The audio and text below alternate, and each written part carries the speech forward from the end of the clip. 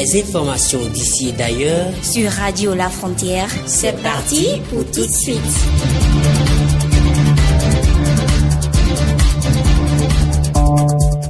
Radio La Frontière, le journal.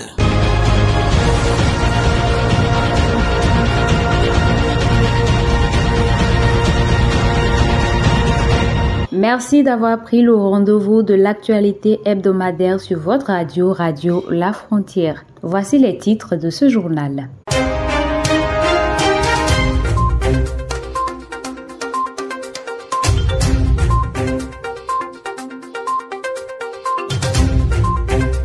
Au thème du Conseil des ministres de ce mercredi, le gouvernement béninois a annoncé l'organisation du travail pénitentiaire.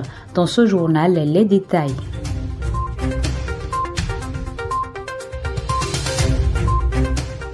Un professeur de la faculté des sciences humaines et sociales de l'université d'Abomey-Calavi fait objet de poursuites judiciaires. Dans cette édition, les détails.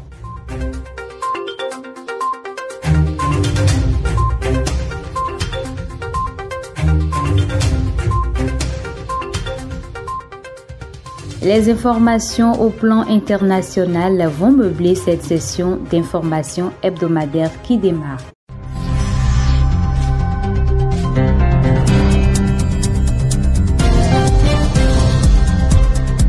Mesdames et messieurs, bienvenue dans cette édition. Je l'annonçais dans les titres, le gouvernement béninois a annoncé l'organisation du travail pénitentiaire et c'est au terme du Conseil des ministres de ce mercredi 22 janvier 2025 que cette décision a été prise. Grâce à cette décision, les détenus seront à l'abri de l'oisiveté et seront moins enclins à la tentation de récidive une fois libérés. Les expériences observées prouvent à suffisance que les aptitudes acquises en exerçant ces travaux constituent le fondement d'une réinsertion socio-professionnelle réussie, compte non tenu du fait que la rémunération qu'ils peuvent percevoir favorise la satisfaction de leurs besoins essentiels. Le texte énonce par ailleurs les conditions d'accès au travail, les types d'activités à exercer, les modalités d'exécution et de rémunération du travail accompli, les droits et les obligations des détenus travailleurs. Il en est de même des obligations des entités agréées à l'organisation du travail au profit des personnes détenues, des partenariats et du financement des activités du travail pénitentiaire. Et autre décision prononcée, recrutement de 172 fonctionnaires de l'État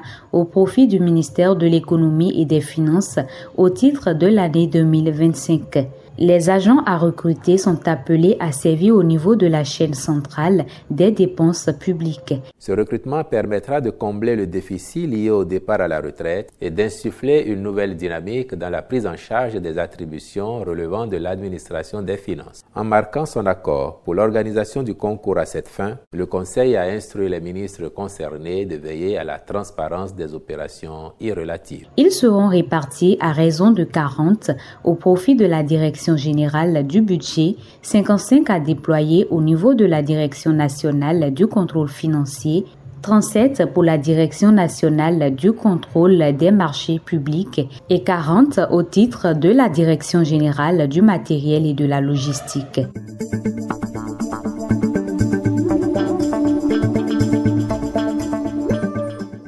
Triste nouvelle, un incendie de camion de coton a coûté la vie à 2 adolescents ce lundi 20 janvier dans la commune de Boukoumbe au Bénin. Selon les informations rapportées par nos confrères, les adolescents dont un écolier sont montés dans le camion, transformant le chargement en une aire de jeu. L'incendie s'est déclenché au moment de la pause où le chauffeur, son apprenti et les chargeurs se sont éloignés du véhicule. Pour rappel, le camion et son contenu, 10 tonnes de coton environ, ont consumé. Un jeune plombier en apprentissage est mort asphyxié lors de certains travaux de forage ce jeudi 23 janvier 2025 à Semepoji. Selon les informations, une importante quantité de sable s'est affaissée sur un apprenti plombier et ce désormais regretté enseveli à près de 2 mètres de profondeur a manqué d'air pour respirer. On parle société et éducation dans cette édition où à l'université d'Abomey-Calavi, des poursuites judiciaires ont été engagées contre un professeur de la faculté des sciences humaines et sociales de l'université d'Abomey-Calavi pour des faits de harcèlement sexuel sur son étudiante. Le professeur est l'encadrant de mémoire de la victime et également le chef adjoint du département de sociologie anthropologie à la FACH. Selon nos confrères de UAC Web TV, Madame Priska Gauguin, la secrétaire générale et présidente de l'Observatoire genre de l'UAC, une réunion s'est tenue en présence du mis en cause. Écoutons un extrait de ses propos.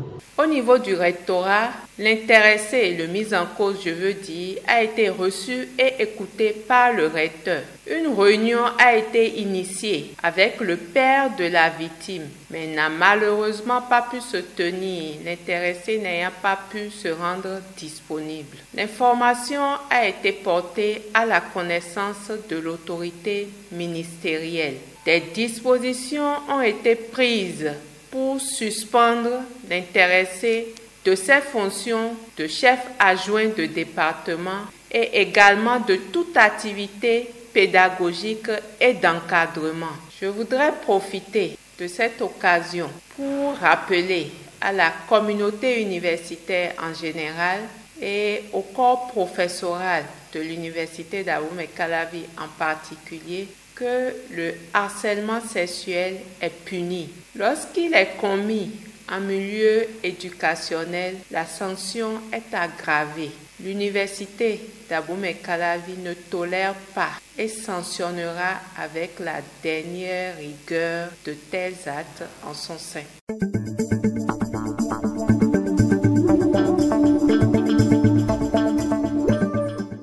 Le Mali, le Niger et le Burkina Faso auront bientôt à leur actif un nouveau passeport commun intitulé Alliance des États du Sahel. Et c'est à compter du 29 janvier 2025, une date qui coïncide avec leur sortie officielle de la communauté économique des États de l'Afrique de l'Ouest CEDEAO. Le futur passeport sera de couleur verte. Sur le recto, il affichera la mention Confédération des États du Sahel AES ainsi que le nom du pays émetteur et ses armoiries. Le verso intégrera une carte des 3 pays concernés. Bien que le lancement de ce document de voyage symbolise une phase importante pour les pays de l'Alliance, les passeports CEDEAO actuellement en circulation resteront valides jusqu'à leur date d'expiration. Lundi 20 janvier, Donald Trump a prêté serment et est officiellement devenu le 47e président des États-Unis, entamant ainsi son second mandat un peu plus de 2 mois après sa victoire lors de l'élection présidentielle du 5 novembre 2024 où il a battu la candidate démocrate Kamala Harris. Suivons ici un extrait de sa prestation de serment. I, Donald John Trump, do solemnly swear. I, Donald John Trump, do solemnly swear. That I will faithfully execute. That I will faithfully execute. The office of President of the United States. The office of President of the United States. And will, to the best of my ability. And will, to the best of my ability. Preserve, protect, and defend. Preserve, protect, and defend. The Constitution of the United States. The Constitution of the United States. So help me God. So help me God. Congratulations, Mr. President. Raccompagné par Donald et Melania Trump, l'ancien couple présidentiel s'est envolé en hélicoptère dans le ciel de Washington.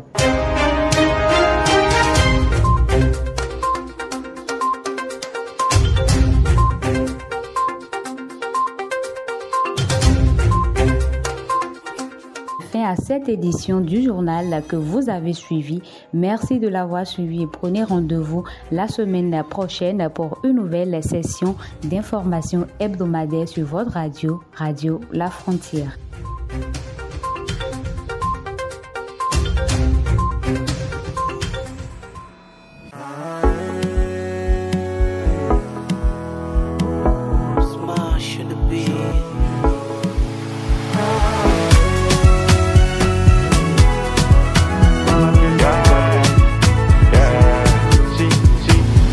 Dans la vie, comme nous tous on est venus s'installer, on va rentrer s'installer, mais on va rester.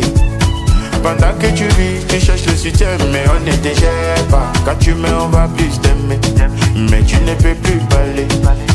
Le même jour que en ta tête, tes bouches font boire la bière. Ils vont joker, ils vont bouger. Famille va réclamer toutes tes propriétés. On top my head, ils vont commencer la guerre. Oh, just know that nous tous nous sommes des étrangers. Et si c'était les voitures maison, ça va rester. Et si c'était l'enfant des beaux à chercher, c'est ça le nécessaire. Les pouvoirs, l'argent, ça va rester. Et si c'était. Et moi je dis que l'homme le plus riche, c'est celui qui a l'assurance de son salut. L'argent voiture c'est bon pour ton PA, mais est-ce que ça envoie au paradis? Félicitations mon bébé, tu es joli oh, mais faut t'aimer. Si on commence à se gérer sans la permission de Dieu, est-ce qu'on se verra au paradis? Hey, faut pas donner raison aux papatos qui veulent couler ton bateau. J'ai Jésus, t'inquiète pas.